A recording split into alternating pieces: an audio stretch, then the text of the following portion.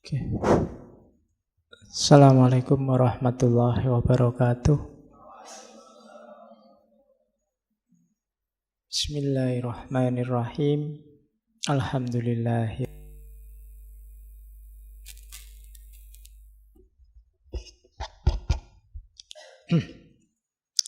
Wa bihi nasta'inu ala umurid dunya waddin. Allahumma sholli wa sallim wa barik ala habibina wa syafi'ina Sayyidina wa maulana Muhammadin wa ala alihi wa ashabihi wa man tabi'ahum bi ihsanin ila yaumiddin. Bismillah. Kita lanjutkan ngaji lagi, belajar lagi. Jangan lupa khitohnya ngaji ini ya memang belajar, bukan ceramah ya. Ya, kalau belajar itu kan kita bisa masuk kemana-mana apa saja. Tidak harus ditelan semua juga, tokoh siapapun. Saya sering bilang, yuk, setiap tokoh dengan gagasannya, dengan ilmunya itu bisa cocok sama kehidupan kita, bisa tidak cocok. Kita sendiri yang harus memilih. Tidak semua yang baik itu kompatibel sama hidupmu. Banyak hal baik yang mungkin tidak kompatibel, tidak cocok sama situasimu hari ini.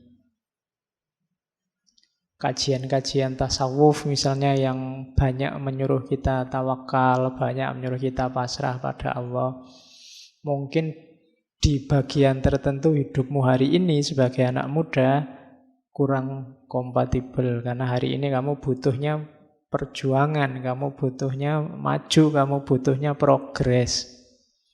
Bukan berarti salah, cuma situasimu hari ini belum memungkinkan itu.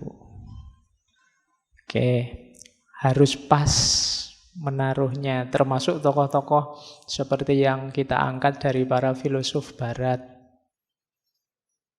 Kemarin kita misalnya René Descartes itu, terus kamu, wah berarti apa aja dipertanyakan Pak? Ya, kalau pas lagi refleksi dalam hidup sehari-hari ya kamu capek kalau mempertanyakan apa saja, nanti malah tidak bisa hidup. Apa-apa ditakok sih. Ini benar apa enggak? Ini laptop beneran apa enggak? Hakiki apa enggak laptop ini? Ini ngono ya enggak habis-habis nanti itu. Ada momennya sendiri. Cari ruang dan waktunya yang pas. Termasuk malam ini beliau Albert Camus. Ya, mungkin lidahmu gatel pengen mocok kamus gitu aja lho Pak. Ya, lebih mantep. Ya wis ndak apa-apa sing yang penting yang dimaksud orang itulah kan gitu. Ya. Ya, beliau ini termasuk filosof abad 20 karena lahir 1913. Nanti meninggalnya masih muda, 1960. Berarti usianya berapa? Sekitar 46-47 tahun. Masih muda tapi karyanya besar, pengaruhnya luar biasa dalam tradisi filsafat barat khususnya. Beliau ini orang miskin sejak kecil, kelahiran Aljazair yang waktu itu masih dalam penguasaannya Perancis. Jadi sejak kecil miskin, sakit-sakitan. Kamu ini punya penyakit TBC sejak kecil. Ya. Ya meskipun itu gambarnya ngerokok. Tapi dia punya penyakit TBC, ya enggak apa-apa, menikmati hidup kok. Ya. Cuma nanti beliau gagasan-gagasannya besar. Menikahnya 2 kali. Ya. Ada banyak surat-surat cinta ya dari kamu yang Kelihatannya diterbitkan juga belakangan dengan beberapa perempuan. Ya memang dari profilnya mungkin kelihatan ganteng ya. Wajah sana ndak kayak wajahmu. Ya, yang jelas kalau sama kamu kan hidungnya menang dia. Kita rata-rata pesek-pesek hidungnya. Oke. Tahun 57 beliau dapat Nobel sastra. 3 tahun sebelum meninggal. Dapat ini temannya Sartre, temannya de Beauvoir. Kemudian berarti 3 tahun setelah itu meninggalnya kecelakaan mobil. Jadi, tapi sudah sukses, sudah dapat Nobel, karya-karya besarnya banyak. Kelihatannya banyak juga diterjemah dalam bahasa Indonesia novel-novelnya. The Stranger, Myth of Sisyphus, Caligula, dan lain-lain banyak. Beliau tidak suka disebut filosof, lebih suka disebut essayis. Jadi suka nulis essay.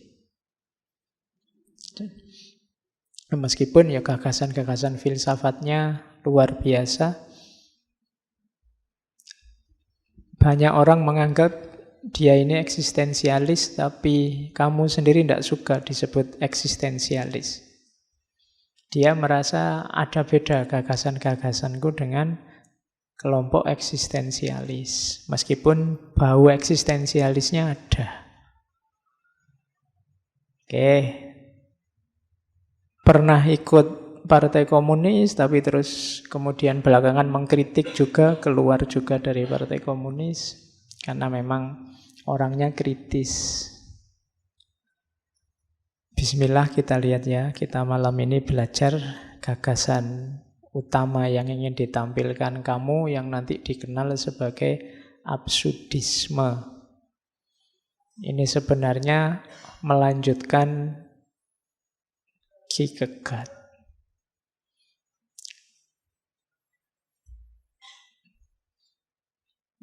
Saya awali dari pidatonya waktu dapat Nobel. Katanya kamu, with what feeling can I accept this honor at a time when other writers in Europe are condemned to silence, and even at a time when the country of my birth is going through unending misery. Perasaan apa yang harus aku terima, yang harus aku rasakan saat menerima kehormatan ini, di saat yang sama banyak penulis lain di Eropa yang tidak boleh ngomong, dibungkam. Dan bahkan saat ini negaraku, tempat kelahiranku, sedang mengalami sakit yang tidak berakhir. Karena saat itu dijajah oleh Perancis, Aljazair. Dari kalimat ini kelihatan seperti apa pergolakan jiwanya seorang kamu. Hidup yang sejak kecil susah, sakit-sakitan, tanah airnya juga mengalami penderitaan yang luar biasa. Kemudian jerat kehidupan modern yang nanti ada kapitalisme, ada macam-macam. Termasuk banyak penulis yang terpaksa tidak boleh ngomong atau tidak bisa ngomong. Zaman itu kan banyak. Di Indonesia dulu kan ada itu kan larangan-larangan. Tidak boleh nulis, tidak boleh ngomong, tidak boleh mengungkapkan gagasan. Yang boleh ini, yang itu tidak boleh. Dulu kan biasa semacam itu. Dan itu yang diprihatinkan oleh kamu. Apa gunanya penghargaan ini? Saya harus ngomong apa? Mau ngomong terima kasih, alhamdulillah, bersyukur, atau ngomong apa? Itu kan membingungkan situasinya. Oke, itu pengantarnya. Sekarang kita lihat langsung ke tema utama, absurditas. Katanya kamu, at any street corner, the feeling of absurdity can strike any man in the face. Dimanapun di sudut-sudut jalan, feeling of absurdity, merasa absurd itu bisa menampar wajah siapapun. Merasa absurd itu merasa hidup ini tidak jelas ya. Itu merasa absurd. Hidup ini mau apa sih? Itu merasa absurd. Aku kayak gini ini buat apa sih? Itu merasa absurd kamu. Tidak jelas. Coba bertanya, apa tujuan hidup ini? Apakah hidup ini ada maknanya atau tidak? Gunanya apa aku di alam semesta ini? Kamu akan jatuh pada absurditas, katanya kamu. Jawabnya susah, terus tidak jelas. Para filosof sebelum kita itu sudah mati-matian pengen jawab, tapi tidak ada jawaban tuntas. Jawaban-jawaban itu hanya hebat di teori, hebat di buku-buku. Kita belajar ratusan konsepnya para filosof, rasanya ya berhentinya di ajaran mereka saja. Hidup kita ya gini-gini saja. Itu contoh gambaran betapa absurdnya hidup ini. Coba kamu tanya, kenapa kamu ngaji? Tujuannya apa? Hasilnya apa? Yang kamu dapat apa? Nanti kan jadi absurd. Tidak jelas. Mungkin ikut-ikutan, mungkin pingin pinter, mungkin itu tidak jelas. Muter yang tidak jelas itu absurd. Kayak orang tuamu bekerja mati-matian biar kamu bisa kuliah. Setelah kamu kuliah, targetnya kan terus kamu kerja, terus kamu mati-matian kerja demi anakmu lagi biar anakmu bisa kuliah juga. Terus anakmu juga dia dapat pekerjaan mati-matian bekerja demi anak. Nah nanti ya ngapain bulet? Semuanya berkorban demi anaknya. Lu yang sukses terus siapa? Itu kan absurd. Tidak jelas. Nah, itu yang disedihkan oleh kamu. Jadi katanya kamu, hidup kita ini tidak pernah kita minta, tidak pernah kita harapkan, tiba-tiba seperti ini. Kalau di bukunya kamu itu analoginya kayak bola. Bola itu kita tendang ke selatan, kadang ya jatuhnya malah ke timur. Apalagi yang main timnas. Ayo. Sudah diramal kalah, menang. Diramal menang, kalah. Bingung. Loh, tapi memang hakikatnya permainan bola kan begitu. Dan hidup kita kan juga begitu. Kita merancang kayak gimana, hasilnya apa. Jadi ada jarak antara ideal-ideal yang kita canangkan dengan kenyataan. Toh terus kita mati-matian memegangi ideal kita. Itu namanya absurd, katanya kamu. Oke. Ya termasuk nanti kritiknya pada agama. Cuma tidak boleh baper. Kalau dikritik, kadang-kadang kita memang begitu. Kita teriak-teriak agama sumber kedamaian, ternyata dalam sejarah banyak bukti agama jadi sumber konflik. Yang kita gadang-gadang ternyata meleset. Itu juga jenis absurditas. Jadi hidup kita serba, kalau nanti diterjemahkan oleh para filosof eksistensialis kayak Heidegger, faktisitas. Kita selalu terlempar dalam fakta-fakta yang seringnya tidak cocok sama gambaran kita selama ini. Mungkin dulu kamu sebelum kuliah membayangkan besok kalau saya kuliah, mau rajin nulis, rajin baca, bikin tulisan banyak. Besok kalau saya kuliah, mau nyari pesantren, terus rajin tahajud sambil ngapalin Quran dikit-dikit sambil itu kan idealmu. Begitu kuliah, yo kamu rasakan sendiri sekarang kan. Itu ada jarak antara teori-teorimu dengan kenyataan hidupmu. Katanya kamu, absurd itu konfrontasi antara dunia yang irasional dan kerinduan yang hebat akan kejelasan yang panggilannya menggema di kedalaman hati manusia. Dunia ini katanya kamu ndak serapi yang kamu pikirkan. Cuma kita selalu ingin menjelaskan dunia ini secara mutlak, secara pasti, secara rapi. Dan kita gegeran demi itu. Konsep A tawuran dengan konsep B mengkritik konsep C gegeran sama konsep D. Semuanya konsep, kenyataannya beda.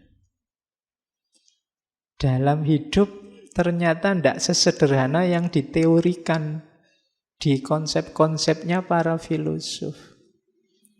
Kamu tetap ingin mengejar makna hidup. Kamu kan gitu, mahasiswa-mahasiswa yang agak apalah gitu kan. Ini saya pencarian, Pak. Ini kan, itu pun kalau ditanya detail ya bingung. Kamu itu nyari apa?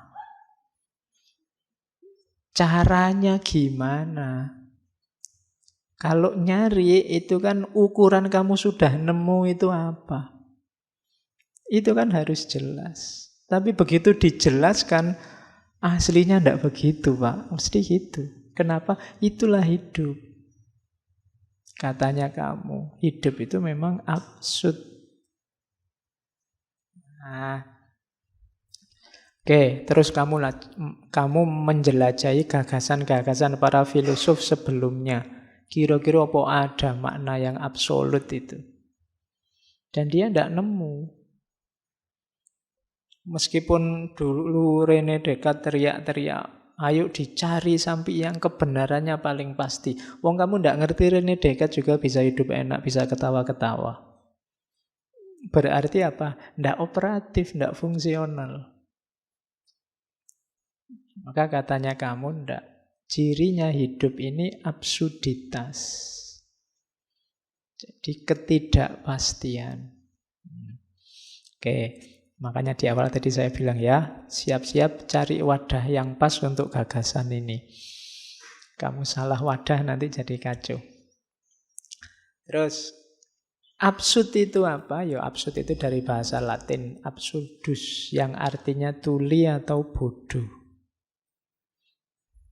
Yang seperti rumusannya kamu tadi, konflik antara kecenderungan manusia untuk mencari nilai dan makna dalam hidup melawan kenyataan bahwa tidak mungkin orang bisa ketemu makna dan nilai pasti mutlak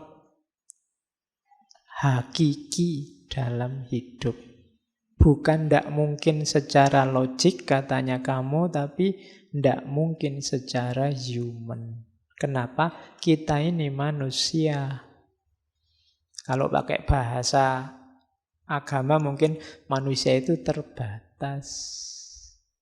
Tidak mungkin dia ketemu yang tidak terbatas, yang mutlak, yang ultimate. Humanly impossible. Secara manusiawi tidak mungkin, tidak cuma secara logika. Jadi nanti akhirnya dikenal aliran absurdisme. Satu aliran filsafat yang menyatakan bahwa upaya manusia untuk menemukan makna, ya terserah istilahnya apa, makna batin lah, makna dalam lah, makna yang tinggi lah, ultimate lah, puncak lah, monggo, tapi pasti akan gagal. Tidak akan ketemu. Sehingga sifatnya absurd. Ya kayak tadi, absurd itu hanya dalam konsep. Canggih kalau didengarkan, rapi kalau dipahami, tapi dengan kenyataan itu selalu ketemu pengecualian-pengecualiannya. Karena dunia ini kayak orang main bola. Bola itu arahnya kemana, datangnya dari mana, tidak bisa diramal. Oke, tidak jaminan kalau apa wis Barcelona melawan PSS Sleman misalnya pasti menang Barcelona. Itu tidak jaminan. Ya kalau Allah menghendaki kan gitu maumu kan. Jadi ya bisa aja yang menang PSS. Mungkin Barcelona ini tadi bingung iki bal-balan opo gini. Terus dia malah kalah. Bisa begitu. Hidup ini absurd memang. Jadi tidak usah kaget kalau klub idolamu yang kamu jago-jagokan kok kalah. Alasannya gampang. Ya hidup ini memang absurd. Ya, jadi santai saja. Kamu tidak perlu galau. Oke. Nah, tadi kan feeling. Absurd itu yang kamu rasakan. Dari mana sih munculnya perasaan absurd itu? Yang pertama, konflik tadi ya, antara dunia manusia dengan pikirannya dan situasi dia yang tidak bisa lepas dari dunia. Kamu punya ideal-ideal. Sementara kamu tidak bisa lepas dari kenyataan hidupmu yang tidak cocok sama ideal yang kamu canangkan. Toh kamu tetap mati-matian berpegang pada ideal-idealmu. Nah, itu namanya absurd. Jadi ada clash antara cita-citamu dengan kenyataan. Pinginmu sih jadi dokter, kok yo daftar kuliah keterimanya di UIN Usuluddin misalnya. Itulah tabrakan sama sekali itu. Iya, wis ndak bisa gimana lagi, Bu. Kamu ngotot yang penting saya jadi dokter apa ya bisa. Ya paling mentok jadi dukun. Iya. Loh itu yang disebut absurd oleh ya. Kita kan inginnya ya contoh gampang misalnya sistem pemerintahan kita pakai demokrasi biar A, B, C, D. Nanti mungkin banyak anomali dalam kenyataannya. Dan itu biasa karena memang dunia itu absurd. Enaknya hidup itu gini loh Pak, bla bla bla bla. Tapi dalam kenyataannya pasti nanti geser, tidak sesederhana itu. Itulah nanti dari situ muncul perasaan absurd. Yang kedua, absurd itu bisa terletak pada inginmu memahami hidup ini sedalam mungkin, sehakiki mungkin, seluas mungkin, tapi kenyataannya tidak mungkin kamu bisa begitu. Kemampuanmu, wawasanmu, sejauh apa jangkauan ilmumu, ya pasti terbatas. Mau komprehensif tidak gampang. Wong kita ini manusia yang meruang dan berwaktu. Jadi sehingga yang kita pahami ya sejauh jangkauan kita. Itu pun kita merasa inilah hakikatnya hidup. Nah, itu namanya absurd. Yang kamu tahu kebenaran itu ya sejangkau wawasanmu hari ini. Itu pun kamu tetap merasa ya tetap ini Pak yang paling sejati. Padahal tidak. Itulah perasaan absurditas yang kedua.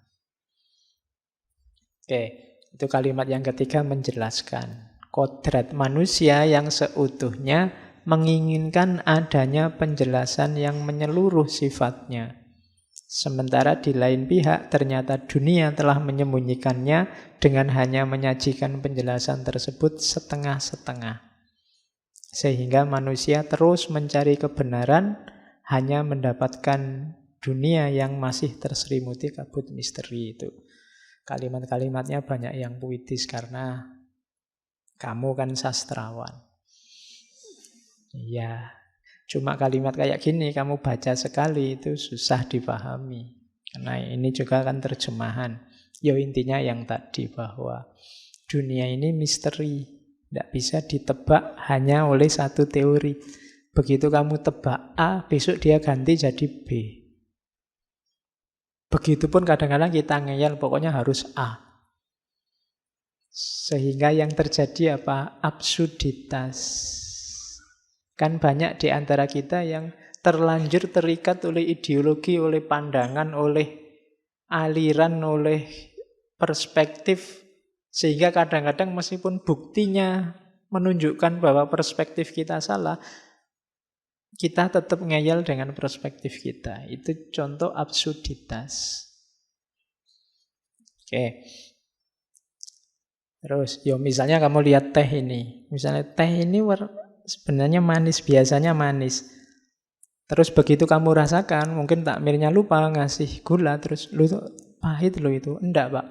Teorinya tetap teh itu manis. Loh, wong saya merasakan sendiri pahit. Oh, itu Bapak yang keliru. Jadi sekarang kan begitu orang. Jadi buktinya jelas, tapi kamu tetap gandolan, kamu tetap pegangan teorimu, perspektifmu yang selama ini kamu anggap benar. Itulah absurditas. Oke. Nah, itu ada quote-quote tentang absurditas yang saya ambil beberapa dari kamu. Misalnya ini absurd. Banyak orang belajar tentang kebahagiaan itu apa, diperoleh dari mana, isinya apa. Padahal katanya kamu, you will never be happy if you continue to search for what happiness consists of. Kamu tidak akan pernah bahagia kalau kamu terus mencari apa sih kebahagiaan itu. Kenapa? Selama kamu mencari, ya kamu akan sumpek dalam pencarianmu. Jadi sepanjang kamu mencari, kamu tidak akan pernah bahagia. Sama kayak, you will never live if you are looking for the meaning of life. Kalau kamu hanya sibuk mencari makna hidup, lah kapan kamu hidup? Itu yang dimaksud absurditas.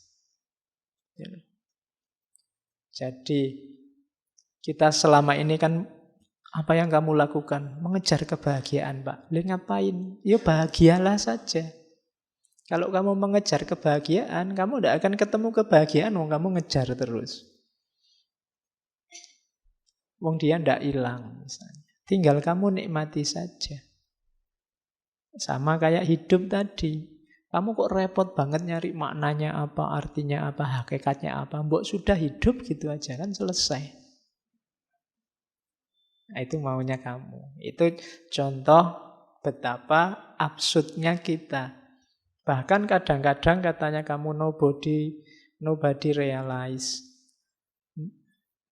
Tidak banyak orang yang sadar bahwa banyak orang menghabiskan sangat banyak energi untuk jadi normal. Itu kan dikritik. Untuk jadi orang biasa saja, jadi manusia yang normal, itu kadang-kadang kita menghabiskan banyak sekali energi. Banyak orang yang menghabiskan daya, tenaga, waktu, pengen jadi apa? Pengen jadi manusia yang sejati, Pak. Manusia yang sejati aja kok repot-repot. Ya mbak, kamu hidup aja sebagai manusia selesai. Tapi energi kita habis untuk mengejar cara jadi manusia yang normal. Kayak SpongeBob itu kan, ada ketika dia pengen jadi normal, malah sumpek sendiri.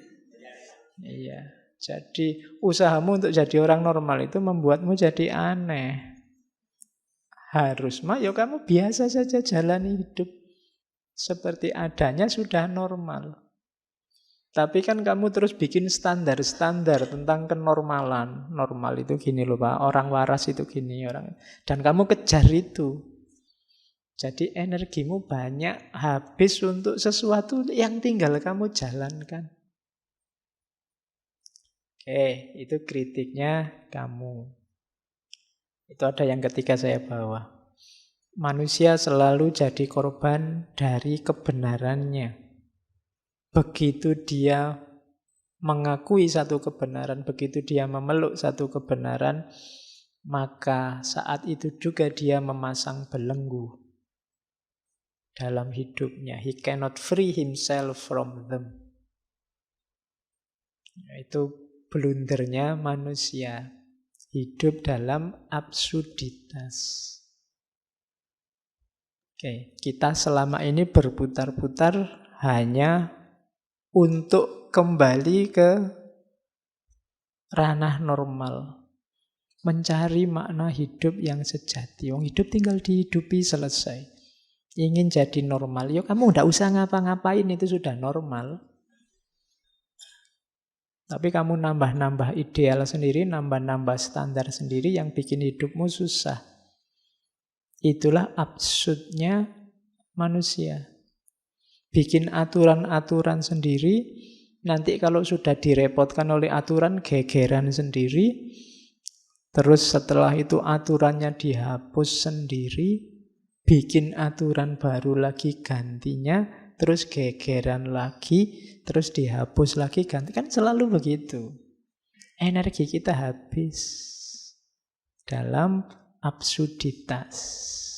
Nah, itu kritiknya kamu.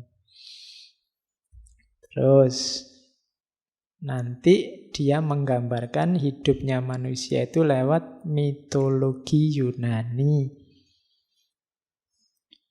Jadi ada dewa namanya Sisyphus.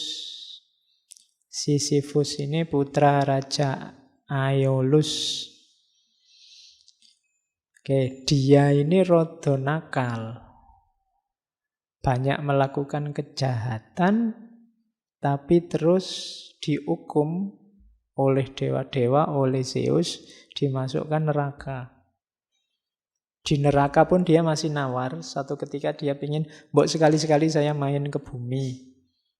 Masa disiksa terus, nggak bosan mau nyiksa saya. Nah, terus dikasih cuti sebentar ke bumi. Cuma begitu ngalami indahnya bumi lagi, dia nggak mau kembali. Oh, lebih enak di bumi daripada disiksa di neraka, ya mesti wae. Dia tidak mau kembali. Wah, dewa-dewanya semakin marah, akhirnya dikasih hukuman yang paling menyakitkan. Hukumannya itu mendorong batu ke atas. Batu ini kalau sampai atas akan jatuh ke bawah lagi. Kan kayak gunung itu dia gelinding ke bawah lagi, harus diambil lagi, dinaikkan lagi. Dan nanti akan jatuh lagi. Harus diambil lagi, dinaikkan lagi. Pokoknya susah payah naik, sampai atas, menggelinding ke bawah, jatuh. Dan hukumannya itu, sampai akhir zaman dia harus gitu terus. Pokoknya tidak ada akhirnya gitu terus. Nah, ini yang oleh kamu disebut absurditas. Hidup kita itu kayak gitu, sudah capek-capek mendorong ke atas, nanti gelinding ke bawah. Kita turun lagi, kita dorong lagi ke atas, gelinding lagi ke bawah. Muter di situ terus. Katanya siapa, kita ini progres, wong bolak-balik. Problem zaman dulu sekarang lahir lagi dengan kemasan berbeda, isinya sama. Zaman dulu sudah debat tentang bentuk negara syariah ada di mana. Sekarang ya debat itu lagi. Zaman awal kemerdekaan, awal penjajahan juga sudah debat tentang itu, debat lagi. Jadi kita ini sering kayak Sisyphus, muter bolak-balik. Tadi pagi saya diskusi tentang Bung Hatta itu, ada yang bilang, wah pikirannya Bung Hatta itu hebat ya. Sampai hari ini masih relevan. Jangan-jangan bukan pikirannya yang masih relevan, kita aja yang naik kelas sejak dulu. Jadi nasihat dari puluhan tahun yang lalu masih bisa kita pakai. Jangan-jangan kita sejak dulu belum menyelesaikan masalah apa-apa. Problemnya ya tetap itu saja. Jadi dawuhnya para sesepuh masih relevan terus rasanya. Jadi kayak Sisyphus kita. Jadi problem lama muncul lagi, diselesaikan dengan itu lagi, muncul lagi, diselesaikan dengan itu lagi. Jadi ini hukuman yang paling absurd kan ini, menyakitkan, tidak ada akhirnya. Nanti akhirnya gimana? Tidak tahu. Jadi pokoknya begitu aja terus. Nah, itu mitosnya dikenal sebagai mitos Sisyphus. Katanya kamu, itulah harga yang harus dibayar manusia demi gairahnya hidup di bumi. Cuma, ini terus solusi dari kamu. Kita mulai ya lihat solusinya. Sisyphus ini tidak stres meskipun dihukum semacam itu. Beda sama Prometheus. Prometheus itu dewa juga yang dihukum juga kayak Sisyphus. Cuma Prometheus ini diikat di atas gunung, terus nanti ada burung pemangsa datang, merobek-robek perutnya, terus perutnya hancur, burungnya pergi, yang hancur utuh lagi. Nanti didatangi burung lagi, dimakan lagi, terus burungnya pergi, utuh lagi. Itu hukumannya Prometheus. Jadi perutnya itu habis, ada lagi, habis, ada lagi. Mungkin yang stres malah burungnya. Dia harus bolak-balik, sudah dimakan ada lagi, dimakan ada lagi. Cuma kabarnya kalau Prometheus ini dia stres. Dia pinginnya aku mati saja daripada gini. Beda sama Sisyphus. Sisyphus ini meskipun dihukum seabsurd itu, dia menikmati. Di gambarannya kamu, dahsyatnya Sisyphus, dia masih bisa tersenyum. Bayangkan Sisyphus ini bahagia. Ayolah kalau cuma ngangkat batu, ayo. Jatuh, ya diangkat lagi. Jatuh lagi, ayo diangkat lagi. Gitu aja kok dibikin repot. Ya. Jadi itu solusinya dari kamu, nanti kuncinya di situ. Oke. Nah, makanya pertanyaan besarnya kamu tentang Sisyphus itu kalimatnya bagus. Should I kill myself or have a cup of coffee? Kalau aku sumpek kalau hidup ini absurd, terus apa aku harus bunuh diri atau ayo ngopi saja? Loh, kan sekarang kan kamu sering pakai ini, alah daripada sumpek ngopi aja yuk. Kan gitu. Jadi iya sih, hidup ini absurd, hidup ini sumpek, hidup ini ruwet. Ngopi aja yuk, ngapain dibikin ruwet. Makanya pertanyaannya kamu, should I kill myself? Apa aku harus bunuh diri? Kan enggak toh? Meskipun hidup ini absurd, hidup ini rumit, hidup ini sumpek, nikmati saja. Kan bahasa lainnya itu. Jangan stres, jangan sumpek. Nah, jadi kalimat ini boleh kalian tulis besar-besar di kamarmu. Kamu kan sering sumpek. Ya, kalau kamu sumpek masuk kamar, aku harus bunuh diri apa ngopi saja. Ya. Nanti mau ngopi, loh kok duitnya habis, bunuh diri saja. Ya. Oke. Nah, katanya kamu, ya memang ketika berhadapan dengan absurditas, orang kan ketemu 3 hal ini. Ada orang yang putus asa, terus suicide, bunuh diri. Bagi kamu enggak, bunuh diri itu pengecut. Enggak berani menerima tantangan. Jadi langkah pertama sangat tidak direkomendasi. Jadi jangan bunuh diri eman-eman. Ya kan, masih banyak yang bisa dimanfaatkan dari dirimu dalam hidupmu, macam-macam. Jangan bunuh diri, maknai sendiri hidupmu, tidak apa-apa. Yang kedua, banyak juga yang ini cuma katanya kamu kurang maksimal. Namanya leap of faith. Nyari sandaran. Ya, kalau bahasanya kamu, biasanya kan orang terus lari ke agama. lari ke kepercayaan. Itu bahasanya kamu bunuh diri filosofis. Bunuh diri filosofis itu, sudahlah aku ndak usah mikir ruwet-ruwet tentang hidup, wis pasrah saja. Itu namanya bunuh diri filosofis. Kamu halangi dirimu untuk jangan mikir lagi, jangan sumpek-sumpek lagi, jangan merancang-rancang apa-apa lagi, pasrah saja 100%.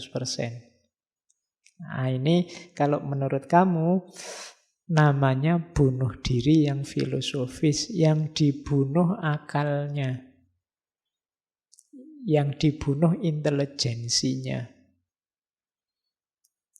Nah, itu juga tidak direkomendasi. Jadi jalan yang kedua, menolak kemampuan individu untuk mencari makna secara rasional. Ndaklah, jangan buat pelarian. Ya, nanti agama jadi pelarian, Tuhannya jadi kambing hitam. Kalau ada apa-apa terus, ini kan sudah ditentukan oleh Tuhan. Itu namanya Tuhannya jadi kambing hitam. Ini tidak direkomendasi oleh kamu. Kamu maunya yang ketiga. Akui saja bahwa hidup ini memang absurd. Langkah pertama itu, terima saja absurditas itu. Itulah valid solution yang pertama. Kalau kamu tidak mengakui, tidak mau menerima absurditas, itu kayak kamu orang yang tidak berani menghadapi kehidupan.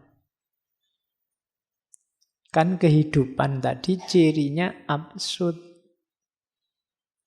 Karena memang hidup itu cirinya absurd, kalau kamu lari dari absurditas tadi, kayak kamu lari dari hidup. Kayak Prometheus tadi, wis minta mati saja. Beda sama Sisyphus, dia bisa menikmati, tidak apa-apa. Loh, saya dihukum, iya wis ayo sini dihukum, tidak apa-apa. Dinikmati saja, ngelinding ke batu ke atas, jatuh lagi. Ya diambil lagi. Yang penting kan tidak mati, dia hidup terus. Bisa menaik turunkan batu. Nah, jadi pertama-tama langkah yang valid menghadapi absurditas itu katanya kamu, terimalah. Tidak usah disangkal. Tidak usah kamu nyari-nyari argumen untuk membantah bahwa hidup ini tertib, teratur, rapi, kita bisa menguasai dunia, mengontrol. Tidak bisa. Diterima saja bahwa hidup ini serba tak terduga, susah untuk dikendalikan, dan seterusnya. Diterima saja itu dulu. Oke, jadi hadapi absurditas itu, jangan lari. Lah terus gimana Pak? Hidup kita asal? Enggak. Setelah kamu terima bahwa hidup ini absurd dan kamu tidak nyari sandaran-sandaran untuk melarikan diri, maknai saja hidupmu versimu seperti yang kamu inginkan. Tanpa harus berpretensi bahwa ini loh makna terbaik, makna ultimate, makna puncak. Maknai saja hidup. Katanya kamu, manusia sepanjang sejarah itu kan berusaha menemukan makna hidup. Dan dia akhirnya jatuh di satu di antara dua. Hidup ini tidak bermakna, atau ada makna tapi dari realitas lebih tinggi dan kita hanya disetir saja. Katanya kamu, dua-duanya tidak kondusif untuk hidup kita. Dua-duanya memposisikan kita jadi objek.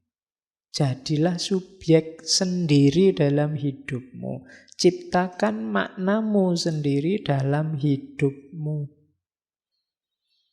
Mungkin itu tidak objektif, tapi makna yang kamu ciptakan sendiri, versimu, itu membuat hidupmu sekarang jadi lebih berharga.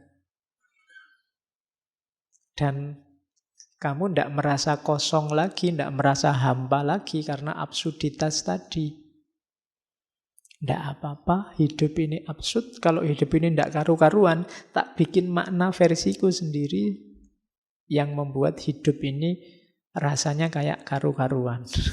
Rasanya kayak lurus, ada maknanya. Tapi makna versiku, tanpa harus merasa makna ini final, makna ini puncak. Di sini bau eksistensialismenya kelihatan.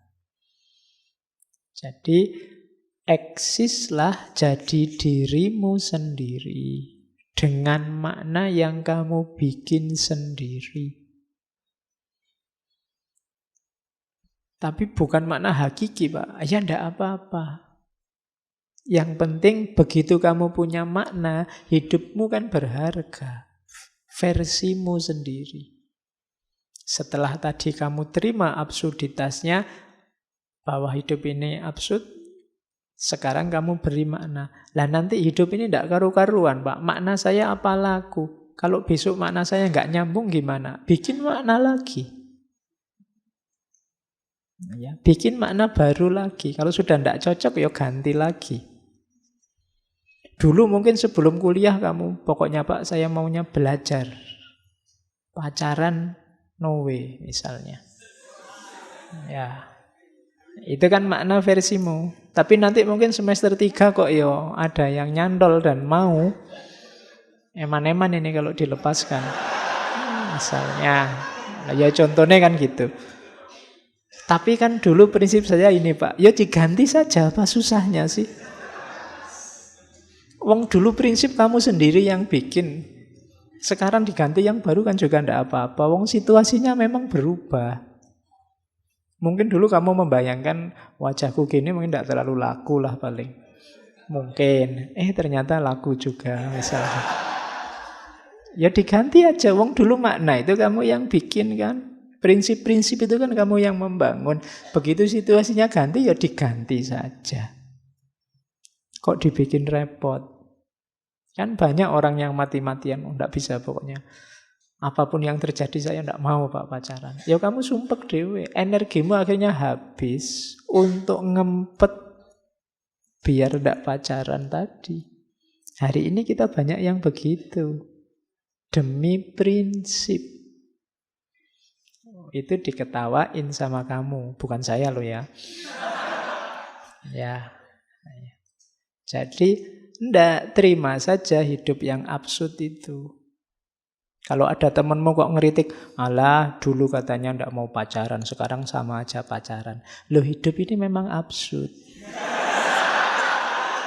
Iya. Jadi ndak bisa dijelaskan hitam putih gitu loh. Kamu kan bisa menjelaskan gitu. Jadi dulu kamu punya prinsip itu karena bayanganmu tentang dunia ini, tentang realitas, tentang relasi itu seperti itu. Sekarang berubah situasinya. Jadi beri makna hidup versimu sendiri. Jadi tidak usah terlalu terikat, saya bilang tadi, terbelenggu oleh kebenaran yang kamu percayai, yang kamu bikin sendiri, sementara dia tidak nyambung dengan realitas. Jadi bikin makna versimu.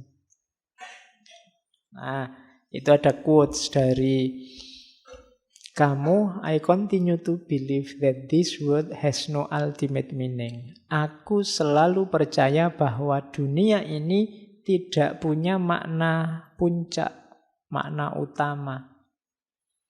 But I know, tapi aku tahu bahwa something in it has a meaning. Ada sesuatu di dunia ini yang bermakna. Apa yang bermakna itu? And that is man, manusia. Because he is the only creature to insist on having one. Sebab manusia adalah satu-satunya makhluk yang bersikeras untuk punya makna. Iyalah, menurutku sih makna puncak itu tidak ada. Kecuali makna itu ada di manusia. Karena manusialah yang memberi makna-makna, yang membuat makna-makna. Ngaji ini penting apa enggak? Itu kan makna-makna. Perlu ndak ada minuman dua semacam ini, itu kan makna-makna. Wong kadang-kadang diminum cuma satu, kok selalu dikasih dua misalnya. Tapi kan itu ada makna di sini, nggak sekedar matematika. Jadi yang punya makna-makna siapa? Manusia. Peristiwa ya sekedar peristiwa. Kitalah manusia yang menempelkan makna-makna. Jadi berarti apa? Makna itu adanya dalam diri manusia, tidak di alam semesta. Jadi alam semesta ini puncaknya makna apa? Tidak ada. Karena yang nempeli makna-makna itu manusia. Ya sama tadi dulu kan waktu kita belajar filsafat bahasa semiotik itu kan, bahwa manusia itu makhluk yang bermain dengan tanda, dengan makna. Warnanya merah dimaknai berhenti, warnanya hijau dimaknai kualik ya. Merah berhenti, hijau jalan ya bener. Ya kadang-kadang sambil ngantuk ngomongnya kebalik. Cuma nanti dalam konteks yang berbeda, merah dimaknai berani, ya kan? Sementara kuning dimaknai kematian misalnya, putih juga ada orang meninggal misalnya. Itu kan yang ngasih makna manusia. Barangnya sih cuma bendera warna putih, tapi kadang-kadang dimaknai ada orang meninggal. Kadang-kadang kalau di sirkuit balapan ya berarti ada tabrakan. Kalau kan selalu begitu. Kalau lagi perang itu maknanya menyerah kan gitu. Itu kalau kamu tidak cerdas urusan makna-makna, kamu bingung hidup di dunianya manusia. Kalau kamu maknai pokoknya putih itu artinya menyerah. Nanti ada orang meninggal, wah ada yang nyerah nih berarti. Ya maknanya beda. Jadi itulah manusia, serba bermain-main dengan simbol. Kamu yang gundul, kamu yang gondrong, kamu yang rambutnya cepak, itu kan pasti memaknai. Saya filosof ya Pak, ya rambutnya panjang lah Pak, gondrong. Atau gundul, atau itu kan makna-makna. Barangnya sih ya itu, situasinya ya itu, tapi manusia yang ngasih makna. Maka hidup ini memang absurd, terimalah itu, tapi biar hidupmu berharga, maknailah versimu. Biar kamu eksis jadi dirimu. Itu maunya kamu. Terus, yang jelas jangan lari. Ini teorinya tentang illusion, act of illusion. Banyak orang yang melarikan diri dari absurditas. Tidak mau menghadapi. Biasanya larinya pada kepercayaan-kepercayaan, lari pada makna-makna yang dipandang universal, yang dipertahankan mati-matian meskipun tidak cocok atau tidak nyambung. Pokoknya harus ini maknanya, karena ini sifatnya universal, itu lari namanya. Sampean punya pandangan kayak gitu itu loh, tidak cocok, sekarang situasinya berubah, tidak, pokoknya harus ini. Nah itu namanya lari, tidak berani menghadapi kenyataan. Dan kalau orang lari dari absurditas, katanya kamu berarti dia tidak akan sanggup menghadapinya. Lari itu bisa macam-macam, ke agama, ke filsafat, ke tradisi, ke budaya. Yang meskipun mungkin tidak relevan, tidak cocok dengan situasi, dipegangi mati-matian. Nah, itu namanya act of illusion. Illusion bukan illusion ya, illusion. Pelarian. Banyak orang yang tidak sadar melarikan diri dari rumitnya hidup. Nyari nyaman dengan memegangi yang dia percaya, yang dia anggap benar, meskipun kalau mau jujur sudah tidak cocok lagi dengan kehidupan. Nah, itu kritiknya kamu. Nah, bebaslah. Itu tadi. Untuk kamu bisa memberi makna dalam hidup, berarti kamu harus bebas dari belenggu-belenggu yang selama ini menghalangi kemajuanmu untuk memberi makna. Bagaimana caranya, Pak, saya bisa memaknai hidup saya versiku sendiri? Syaratnya cuma satu, bebaslah. Freedom. Jadi freedom itu jalan paling pendek untuk orang bisa menerima absurditas. Nanti kamu memperkenalkan konsep acceptance without resignation. Menerima tanpa menyerah. Jadi menerima tanpa menyerah itu, iya, saya terima hidup ini absurd, tapi aku tidak akan menyerah menghadapi absurditas itu. Aku akan memberi makna. Aku akan merancang hidupku, memutuskan pilihan-pilihanku sendiri. Jadi disitulah kuncinya kebebasan. Rahasianya bebas itu apa? Berarti orang melepaskan diri dari kungkungan absurditas hidup untuk memutuskan memberi makna sendiri terhadap hidupnya. Itulah freedom. Ya tinggal kamu cermati hidupmu, kira-kira yang sangat membelenggu apa? Yang tidak relevan, yang kamu anggap benar dalam hidupmu apa? Yang tidak cocok apa? Dievaluasi.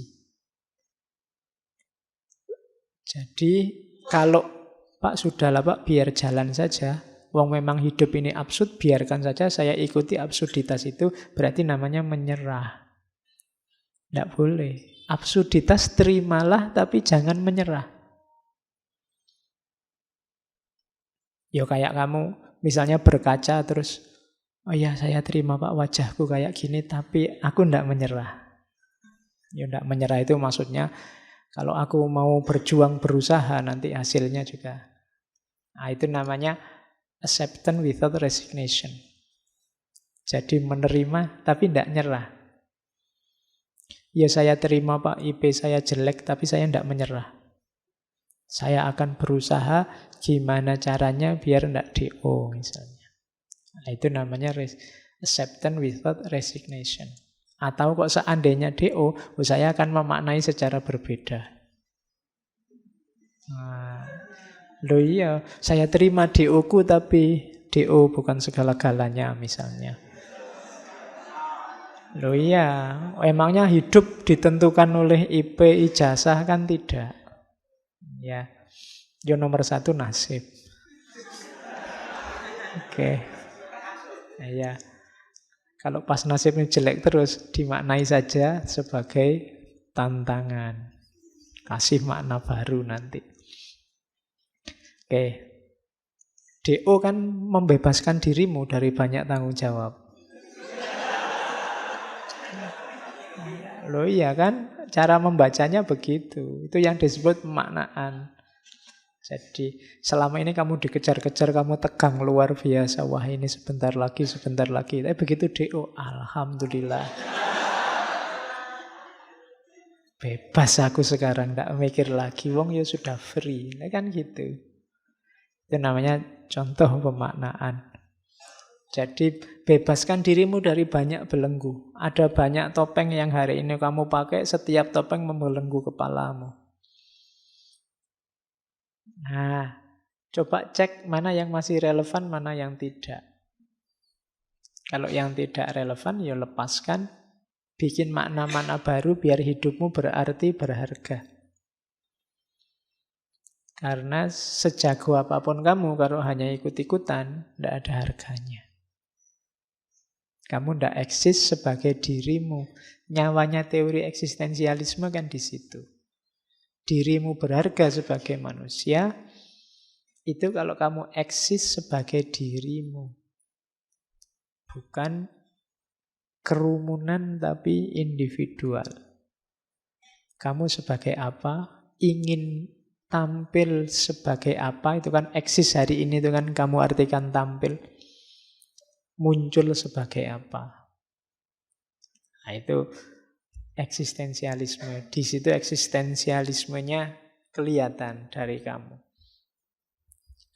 Oke. The only way to deal with an unfree world is to become so absolutely free that your very existence is an act of rebellion. Satu-satunya jalan untuk berhadapan dengan dunia yang tidak bebas adalah menjadi sepenuhnya bebas. Sehingga hidupmu, keberadaanmu, hakikatnya adalah tindakan pemberontakan. Berontaklah. Yang diberontak apa? Ketidakbebasanmu. Ada banyak hal yang membelenggumu, bebaslah. Tindakanmu apapun kalau dasarnya tidak bebas, tidak ada nilainya. Saya orang baik, Pak. Kenapa kok kamu melakukan kebaikan? Dipaksa ya, Pak. Itu kan tidak ada nilainya. Orang tidak akan ngasih hadiah kamu, wong dipaksa. Kamu salah juga begitu. Kamu melakukan kesalahan, Pak terpaksa, Pak saya memperkosa. Lah kok bisa dipaksa, Pak? Ya. Itu kan juga ketika dipaksa kan nilai salahnya juga berkurang banyak. Wong kamu tidak bebas, milih sendiri. Kalau boleh milih, kamu tidak akan memperkosa. Tapi karena dipaksa, ya terpaksa diperkosa.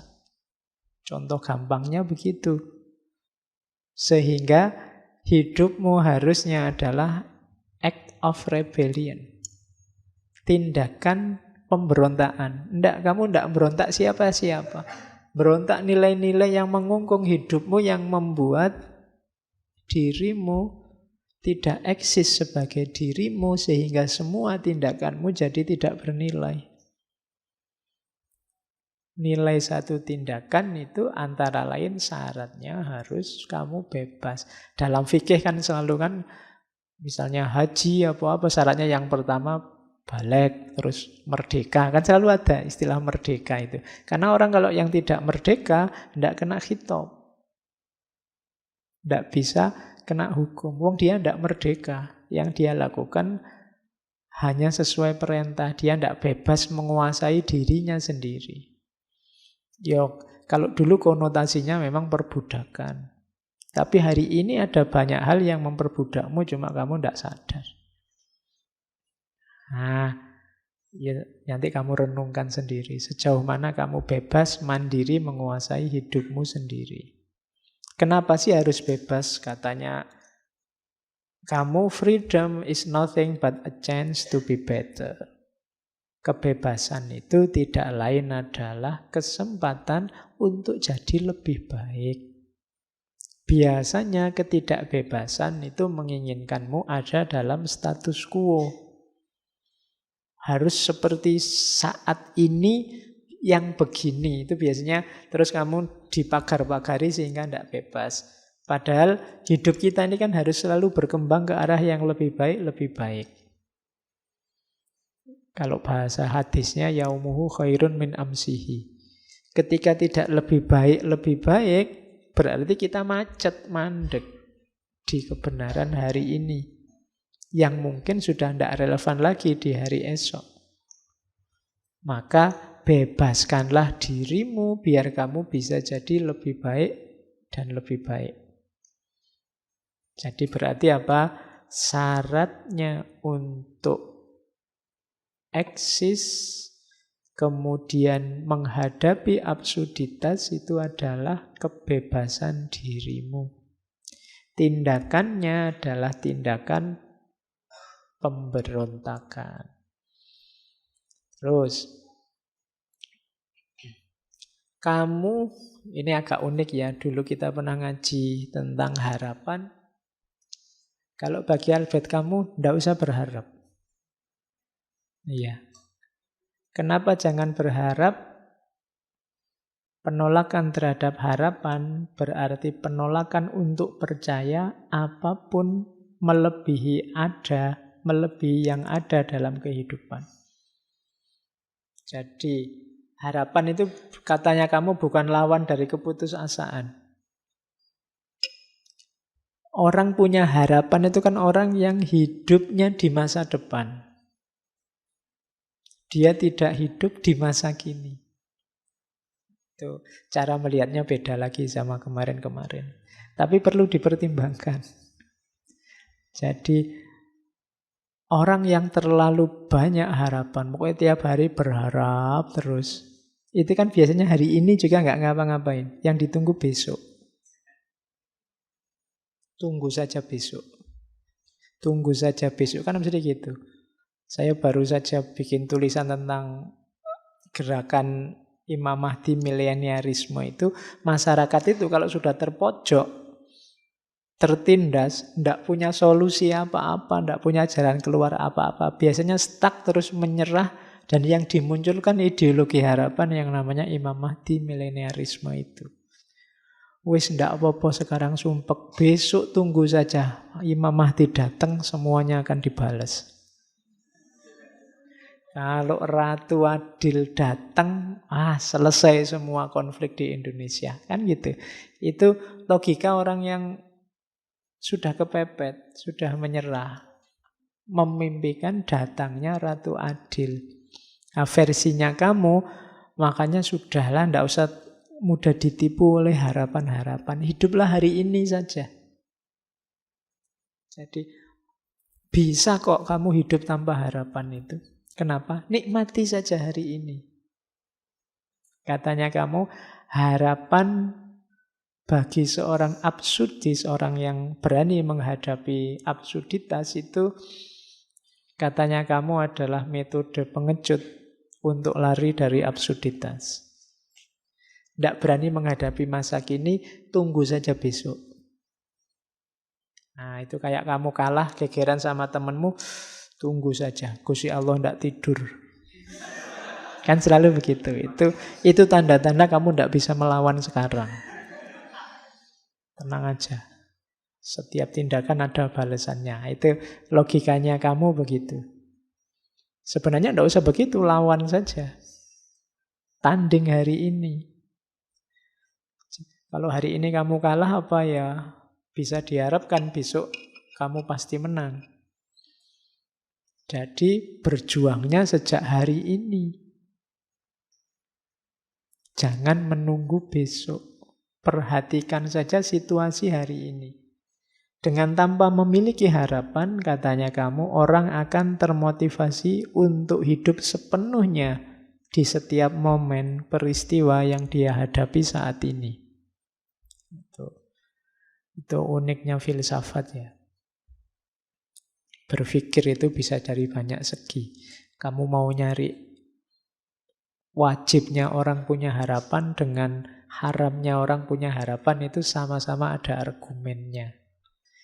Makanya tadi saya bilang tinggal cocokkan saja sama situasi hidupmu. Enaknya kamu punya harapan atau tidak yang kondusif sehingga nantinya melahirkan banyak kebaikan dari dirimu. Ya kamu sendiri nanti yang merancang. Kira-kira kamu perlu harapan apa enggak? Yang mungkin hidupnya penuh kegagalan, ya mungkin kamu butuh harapan biar enggak milih pilihan pertama tadi, bunuh diri. Sumpek, apa-apa gagal itu enggak apa-apa, mungkinnya punya harapan. Tapi yang sedang mengawali perjuangan, menurut saya tanding saja hari ini. Tidak harus ditipu oleh harapan-harapan. Itu kamu melihat yang nomor 2 ini. Terlalu banyak harapan membuat orang tidak fight. Jadi tidak mau turun ke gelanggang. Nah itu kalimatnya kamu. He who despairs of human condition is a coward. But he who has hope for it is a fool. Orang yang putus asa menghadapi situasi manusia hari ini itu pengecut. Dan orang yang punya harapan itu bodoh. Kalau ada waktu kamu cari novelnya kamu yang judulnya Strangers, orang asing. Itu isinya orang yang hidupnya cueknya pol. Ya memang judulnya orang asing. Kamu itu suka, kalau nulis novel itu tokohnya itu stranger, orang asing, outsider, dan yang sejenis itu. Jadi bukan aku atau kamu atau dia atau kita. Selalu posisinya orang asing. Nanti itu kan ceritanya seorang yang, ya pokoknya gambaran absurditasnya hidup itu nanti ada di kamus Strangers itu, di novel Strangers itu. Jadi orang asing. Isinya mungkin bagi kita yang sukanya hidup tertib, aturan moral, peduli sama orang lain, itu isinya tidak karu-karuan novel itu. Wong cerita ibunya meninggal aja di bagian awal itu, ibuku meninggal, tapi tidak tahu juga sih meninggalnya jam berapa, lupa juga sih. Pokoknya kalimatnya jenis-jenis itu, jadi orangnya cueknya luar biasa. Nanti ada cerita dia bunuh orang juga, tapi ya tanpa ekspresi juga. Di penjara juga dinikmati saja penjaranya. Itu kan absurd. Hari ini kan banyak absurd-absurd semacam itu kan. Penjara untuk menghukum orang. Tapi ya bagi yang sangat miskin mungkin penjara lumayan bisa makan gratis. Itu kan absurd. Nanti yang sangat kaya penjaranya mewahnya luar biasa. Kos-kosanmu tidak ada apa-apanya sama penjara-penjara itu. Iya, kalau disuruh tuker mungkin mending kamu yang di penjara sana, yang di penjara suruh tidur di kos-kosanmu. Dia mesti tersiksa luar biasa. Lah iya kan? Loh itulah absurdnya hidup. Gitu loh. Kamu semacam itu pun kamu kan tidak merasa terpenjara. Kamu kan nggak pernah mengeluh, wah aku terpenjara di kos-kosan, kan tidak ada. Padahal mungkin kos-kosanmu ngalah-ngalahi penjara. Tapi koruptor-koruptor tertentu itu kan ya penjaranya mewahnya luar biasa. Ada kulkas, ada TV, ada itu. Itu kan yang disebut absurd. Lu gimana orang bisa kapok? Kalau namanya hukuman tapi hukumannya menyenangkan. Nah, itu kan absurd. Tapi tenang saja, jangan putus asa menghadapi situasi. Barang siapa putus asa, dia pengecut. Nah, ya semoga Pak besok lebih baik. Itu harapan. Kalau harapan berarti bodoh. Itu kan kalimatnya begitu. Dia bodoh. Berarti apa? Taklukkan kalau ada situasi tidak beres hari ini, ayo dibereskan. Jangan nunggu besok. Jangan berharap besok. Sekarang. Kalau berharap besok kan ya, apalagi besok-besoknya kita itu kan bisa panjang rentangnya. Ya, saya berharap Indonesia ini nantinya lama-lama jadi negara adil dan makmur. Loh, jangan nunggu besok. Ayo berjuang sekarang biar Indonesia ini adil dan makmur. Itu maunya kamu. Oke.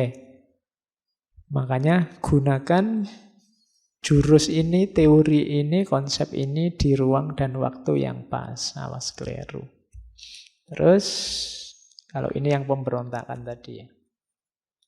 Jadi ada quote bagus dari kamu yang ini mungkin nyindir René Descartes dulu. I rebel, therefore I exist. Aku memberontak, maka aku ada. Iya. Loh, kalau kamu manut saja, ya memang kamu tidak eksis. Eksis itu kan tidak sama dengan hidup. Ya kamu ada ya, tapi kan tidak eksis sebagai dirimu. Untuk kamu eksis sebagai dirimu, kamu harus memberontak. Yang diberontak apa? Situasi absurd dalam kehidupanmu. Beri makna versimu. Belenggu-belenggu yang tadi membuatmu hidup secara tidak sadar dalam kungkungan, dalam cengkraman kelompok, aliran, ideologi, gagasan, kebenaran, itu kan semua membelenggumu yang tidak mesti relevan. Berontaklah, kemudian pilihlah yang relevan, beri makna hidupmu yang positif, maka I rebel, therefore I exist. Aku memberontak, maka aku ada.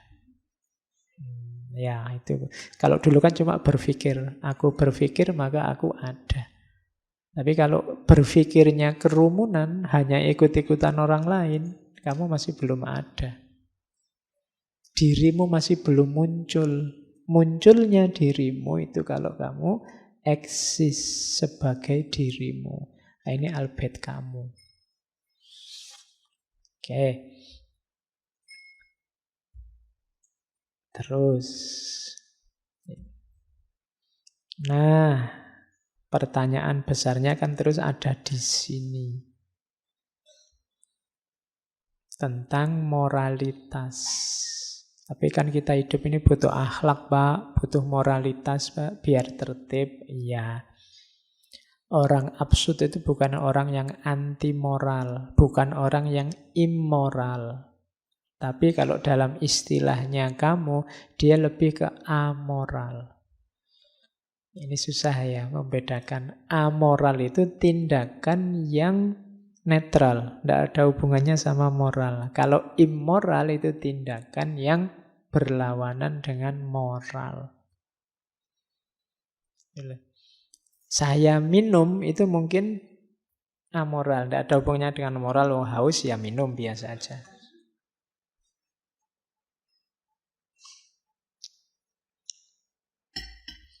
Cuma kalau tehnya tak siramkan ke wajahmu, ya itu immoral. Menyakiti orang lain itu immoral. Kamu duduk itu ya amoral. Amoral itu ya itu belum ada hubungannya dengan moral. Kamu duduk saja. Pak, saya duduk, Pak. Iya. Tapi saya duduknya sambil nendangi teman saya yang di depan. Oh, itu baru amoral, immoral. Jadi ada amoral, ada immoral. Nah, amoral ini isilah dengan nilai-nilai moral versimu. Jadi, baik atau buruk, lihatlah ruang dan waktunya, kemudian ciptakan makna itu versimu. Sama. Disitulah nanti kelihatan integritas moralmu. Sama kayak tadi ya contohnya. Jadi kalau kamu melakukan sesuatu, hasil keputusanmu sendiri, termasuk dalam moral ini, perbuatan ini jadi bernilai. Tapi kalau dipaksa orang lain, hanya karena mengikuti, hanya karena apalagi komitmen tertentu yang mengikatmu, katanya kamu, ya itu belum disebut bermoral. Kamu seolah-olah terpaksa, bukan keputusanmu sendiri. Kamu tidak bisa disebut berintegritas. Integritas itu jiwamu tercetak sudah bermoral begitu dan kamu putuskan bermoral. Tidak cuma karena ikut-ikutan saja. Disitulah kamu disebut orang yang berintegritas. Dan cirinya lagi, lihat situasi. Jujur misalnya, kamu ngerti kapan harus jujur ngomong apa adanya, kapan harus pakai kembang-kembang retorika, karena lihat situasi. Bukan berarti kalau kamu nggak ngomong apa adanya, terus pasti kamu nggak jujur dan salah, nggak. Ada situasi-situasi yang mungkin kamu nggak harus jujur. Kalau jujur, bahaya, atau nggak sopan malahan. Misalnya kamu jenguk temanmu sakit, terus bilang, waduh kalau kayak gini nggak lama lagi mesti sampean. Loh itu jujur. Cuma kan ya nggak usah ngomong di situ. Ya, temanku kemarin kayak gini 3 hari cumaan langsung. Iya. Kamu kan nggak mau dimarahi. Yo, aslinya memang begitu kok. Kok saya dimarahi? Saya kan jujur. Iya jujur. Cuma ruang dan waktunya nggak cocok. Kamu harus cerdas juga memutuskan. Kapan harus ngomong jujur, kapan situasinya tidak memungkinkan.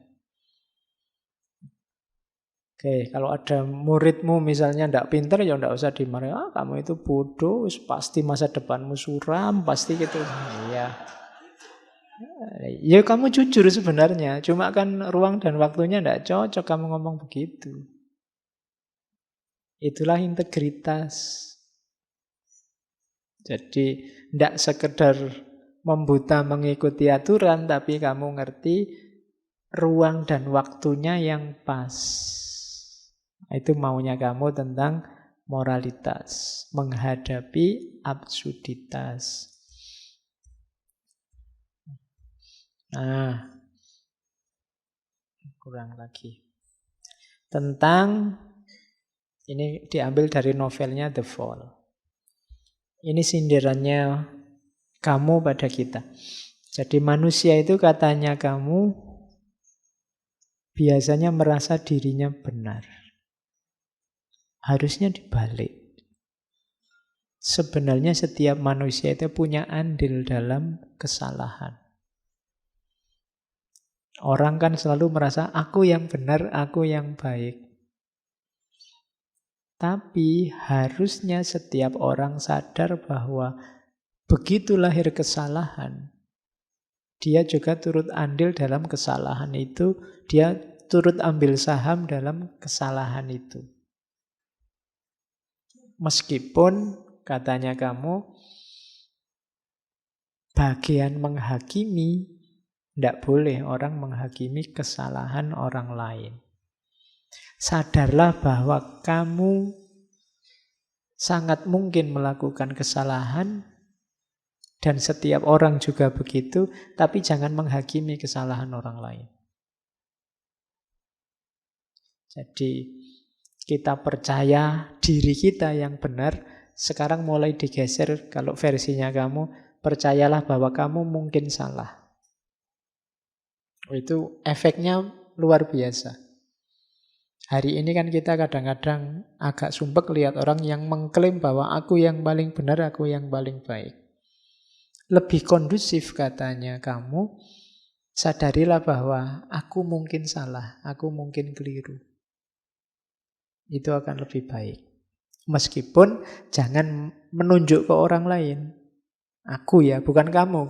Biasanya kan kita kebalik. Jangan ngomong gitu, kamu mungkin juga salah. Kan selalu ke orang lain. Kebalik. Jangan terlalu percaya padaku, aku ya mungkin salah. Jadi pada diri sendiri. Itu teorinya tentang guilt and innocence. Manusia itu biasanya kecenderungannya ngakui bahwa aku yang benar. Yang ini nanti dalam banyak kasus sering jadi sumber masalah. Karena aku merasa aku benar, terus kamu juga merasa kamu benar, itu kalau yang dipercaya sama ternyata isinya beda, yang terjadi kan konflik. Beda dengan mentalnya dibalik. Aku mungkin salah. Kamu juga merasa aku juga mungkin salah. Oke, dalam pergaulan kan lebih kondusif. Aku yang salah. Oh enggak, aku yang salah. Aku yang salah. Gegeran. Gegeran lagi ya akhirnya. Ya hidup ini memang absurd ya. Jadi iya, disuruh ngalah akhirnya gegeran gara-gara saling ngalah. Oke. Nah, katanya kamu ini, we are all exceptional case. Setiap manusia, kita semua itu adalah kasus khusus. Jadi ini edisi terbatas. Setiap orang merasa dirinya istimewa, bahasa lainnya itu. Tidak ada loh orang itu yang kalau disuruh jujur aja dia pasti merasa aku ini istimewa loh. Aku ini luar biasa loh. Aku ini siapapun dia. We all want to appeal against something. Terus selalu protes tentang sesuatu yang tidak cocok dengan kebenaran yang dia yakini. Jadi ini bahasa lainnya, manusia itu merasa istimewa dan selalu komplain Yang ketiga, each of us insists of being innocent. Selalu merasa dirinya benar. Bahkan demi 3 hal ini kadang-kadang yang disalahkan bisa manusia seluruhnya atau surga dan Tuhan. Dalam rangka apa? Menunjukkan bahwa aku ini khusus, aku ini harus dibela, aku ini bersih. Orang biasanya itu yang dia rasakan. Jarang orang merasa, saya ini biasa-biasa aja kok Pak. Itu biasanya basa-basi kalau ada orang ngomong gitu. Kamu ingin dianggap istimewa dengan bilang saya biasa-biasa saja. Jadi setiap orang adalah edisi khusus. Jarang orang yang merasa dirinya, oh saya itu jelek kok Pak. Enggak. Pasti kamu merasa istimewa. Yo, pasti selalu ada embel-embelnya. Kamu kalau menyebut dirimu jelek kan biasanya ada embel-embel. Yo, jelek-jelek gini Pak, saya itu kan mesti ada belakangnya. Enggak pernah saya jelek titik. Pasti jelek-jelek gini kan sih gitu. Jadi selalu edisi khusus. Ya makanya kalau ada yang tanya, kamu ganteng apa jelek? Oh, kalau saya sih ganteng enggak, cuma limited edition. Tidak ada lagi yang kayak saya misalnya. Nah, itu kan setiap orang merasa istimewa. Dan biasanya selalu komplain. Itu bahasanya Quran kan, innal insana khuliqa halu'a. Manusia itu komplain terus. Jadi appeal against something. Terus merasa benar, merasa bersih. Feel innocent at all cost. Bahkan untuk demi semua tadi, keistimewaan dirinya, kebersihan dirinya, kadang-kadang menyalahkan semua orang. Atau bahkan bentuk ekstrimnya sampai menyalahkan surga kalau di situ. Ya menyalahkan Tuhan. Ini maunya Tuhan gini, mau apa lagi? Kan begitu. Itu namanya nyalahkan Tuhan.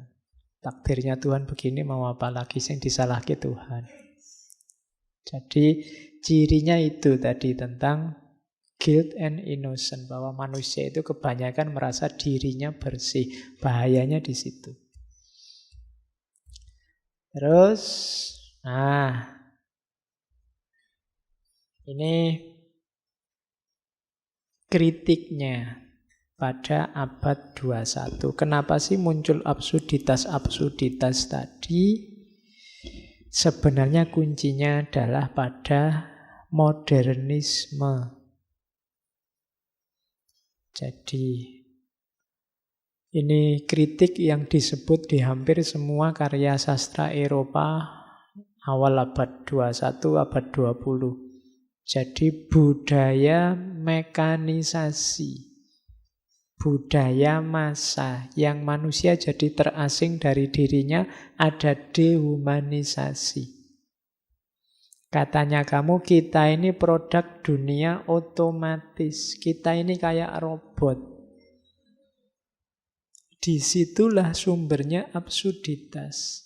Kita ini kayak robot, kalau sudah diprogram A, yo A.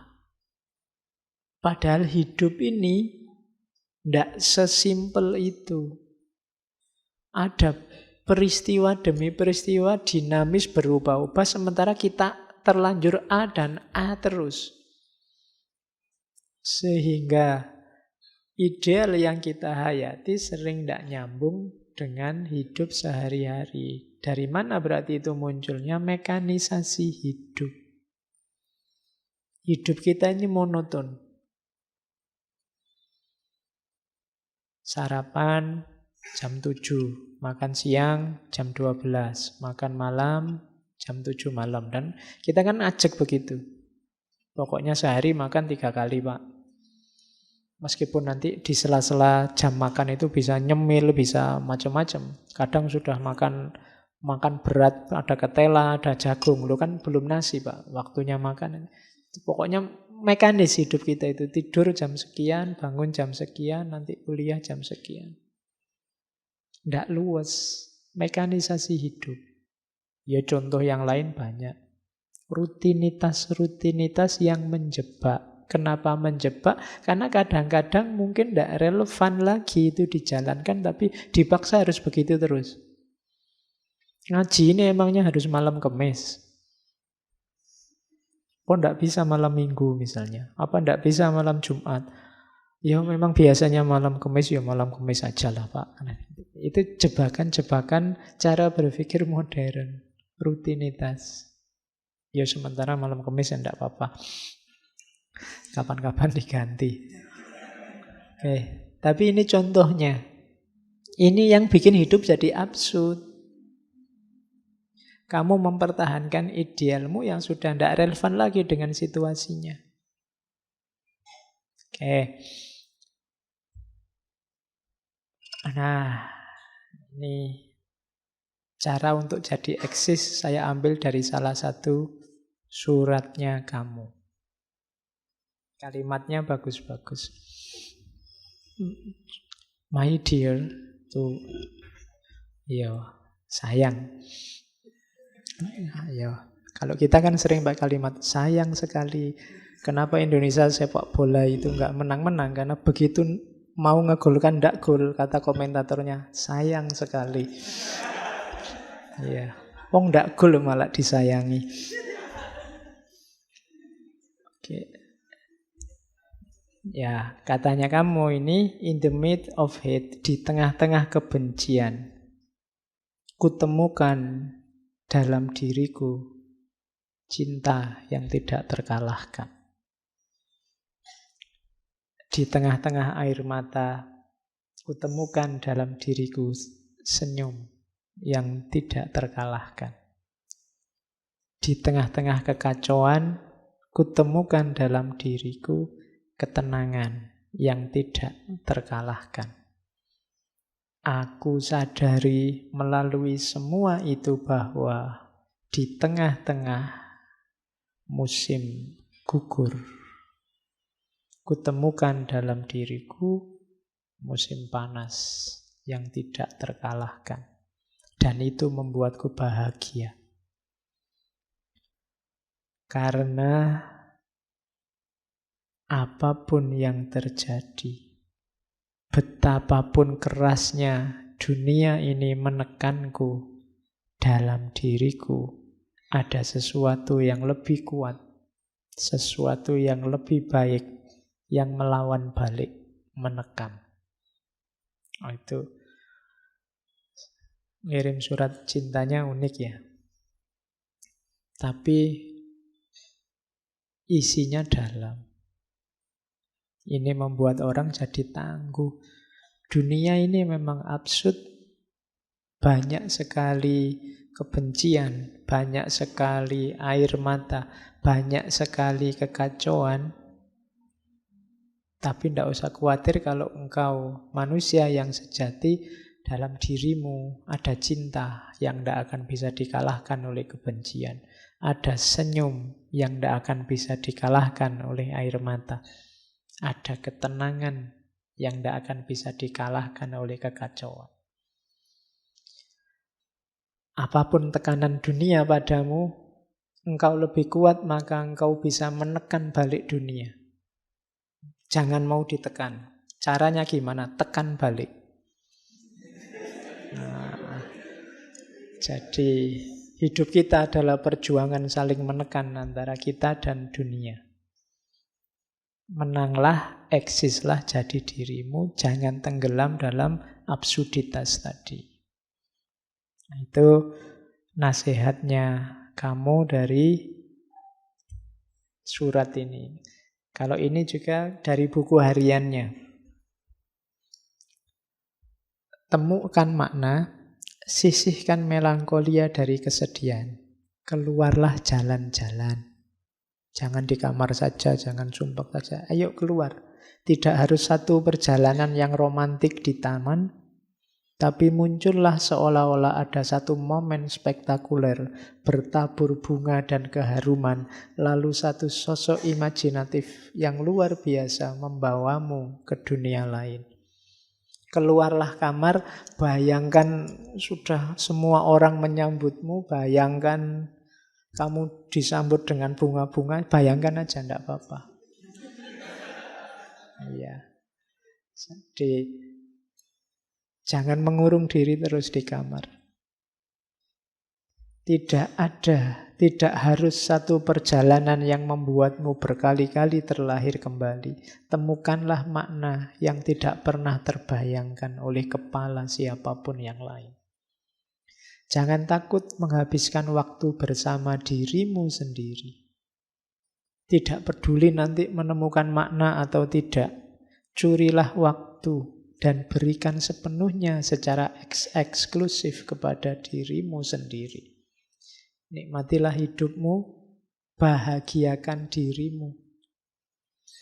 Curilah waktu. Ya, hari ini orang menyebutnya me time.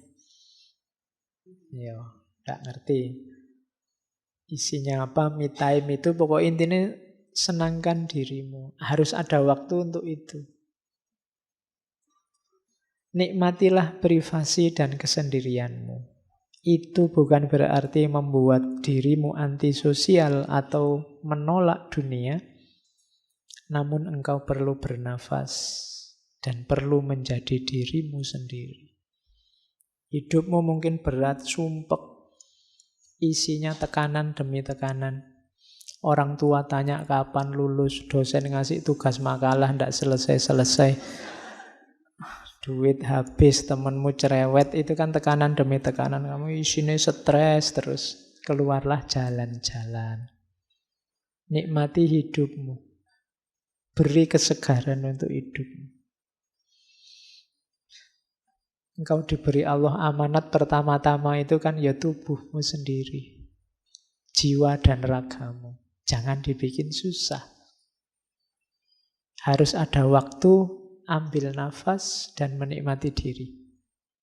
Jangan mau ditaklukkan oleh dunia yang absurd. Carilah makna. Ketemu syukur, tidak ketemu, nikmatilah hidupmu. Kan gitu. Syukur-syukur kamu ketemu makna yang tidak pernah orang lain ketemu yang kayak gitu dan kamu dapatkan. Nah, itu sarannya kamu. Jadi dia hidupnya sejak kecil sumpek, maka dia tahu cara menyemangati orang untuk tidak menyerah menghadapi banyak kesulitan. Terus ada beberapa lagi quote yang saya bawa.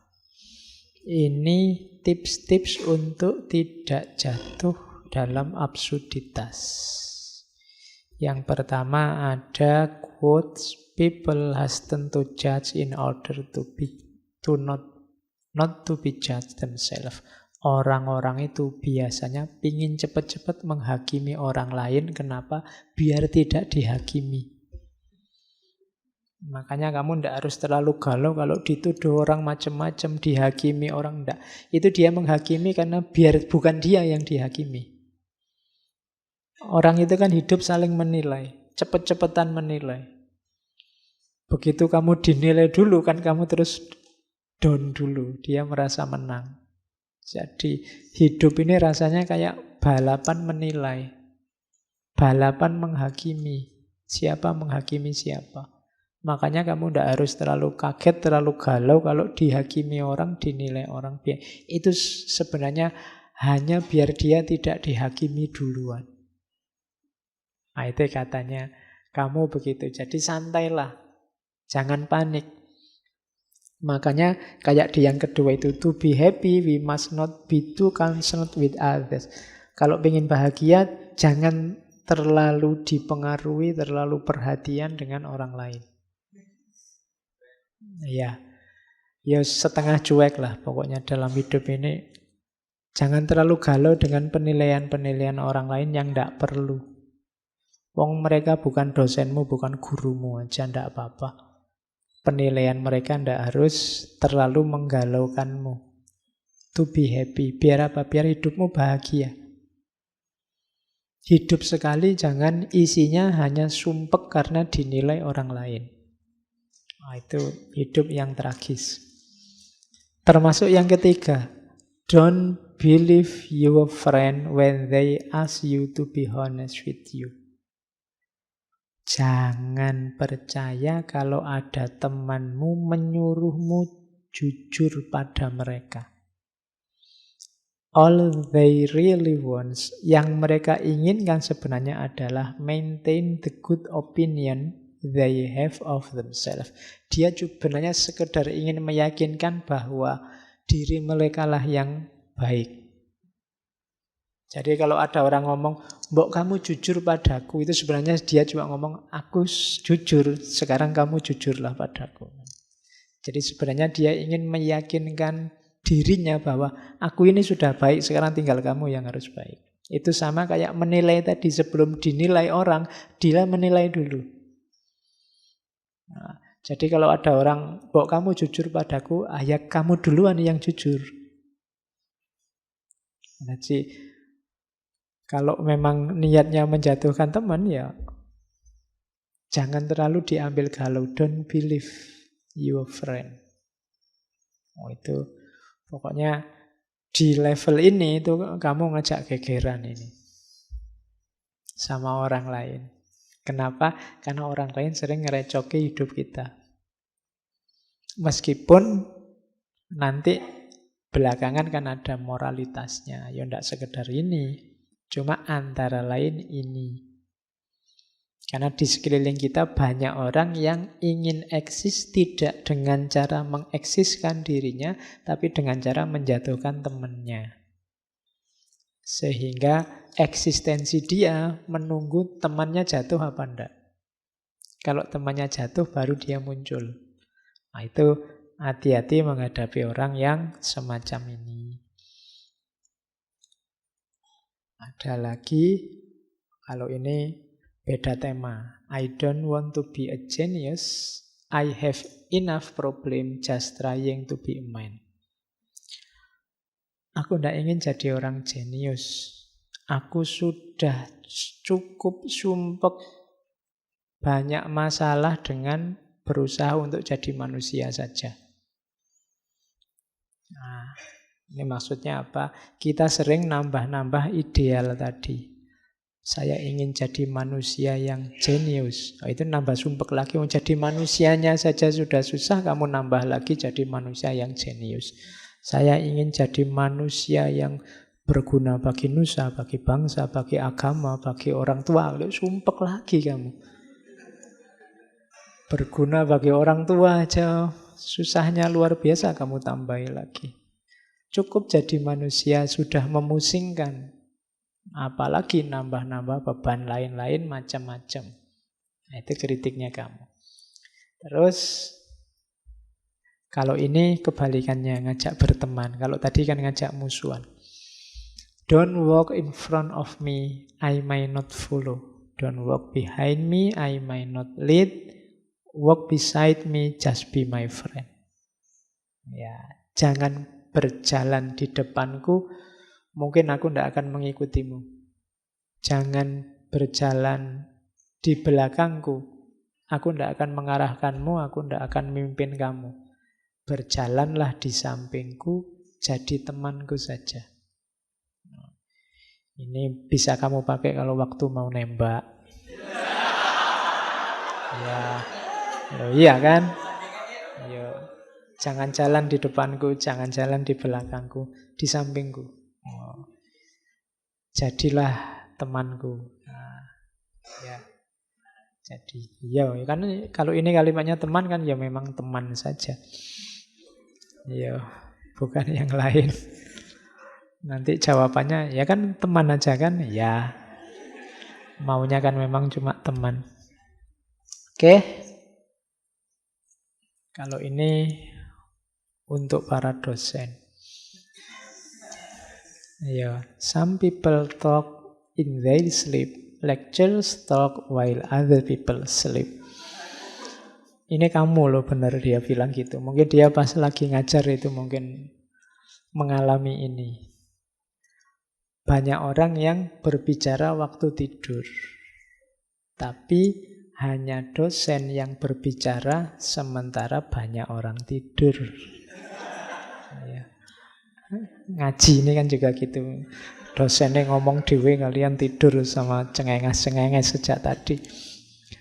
Oke, jadi some people talk in they sleep, lectures talk while other people sleep. Ini nanti kamu bawa kasihkan dosenmu biar dosenmu seneng. Oh iya ya, kadang-kadang gini. Oke, saya kira itu untuk kamu. Wadahnya dicocokkan lagi saya bilang tadi karena ada 1-2 gagasan mungkin yang tidak relevan untuk hidupmu. Kalian pilih sendiri mana yang cocok, mana yang tidak. Oke, saya kira itu ya. Kita masih ada beberapa sesi sebelum Ramadan. Ya, mumpung menjelang Ramadan ya, temanya yang religius. Ya, yang agama-agama. Kita ngomong moralitas lagi aja lah. Anu saja ya, ke timur ini kan di barat. Kita 1 bulan ini ada di barat. Timur. Oke. Ke ke Indonesia. Moralitas. Kita ambil yang populer ya, kita ambil Hamka. Buku saja kita ambil, nanti karena Hamka ini banyak, saya ambil bukunya Lembaga Budi.